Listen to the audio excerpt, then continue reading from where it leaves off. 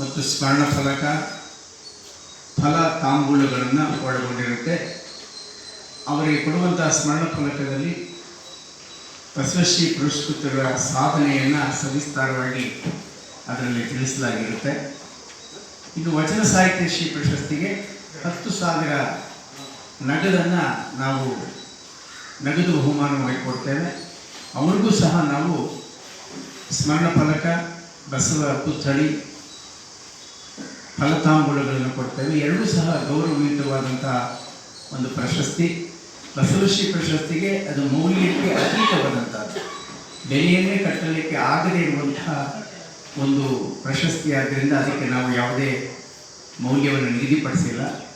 ಆದರೆ ವಚನ ಸಾಹಿತ್ಯ ಶ್ರೀಗೆ ಯಾಕೆ ಕೊಟ್ಟಿದ್ದೇವೆ ಅಂದರೆ, ಸಾಮಾನ್ಯವಾಗಿ ವಚನ ಸಾಹಿತ್ಯ ಶ್ರೀಗೆ ಪ್ರಶಸ್ತಿ ಭಾಜನರಾಗೋರು ಸಾಹಿತಿಗಳಾಗಿರ್ತಾರೆ, ಸಂಗೀತಗಾರರಾಗಿರ್ತಾರೆ, ಕಲಾವಿದರಾಗಿರ್ತಾರೆ. ಅವರಿಗೆ ಪ್ರೋತ್ಸಾಹ ಮಾಡಬೇಕು ಅಂತೇಳಿ 10,000 ರೂಪಾಯಿ ನಗದು ಬಹುಮಾನವನ್ನು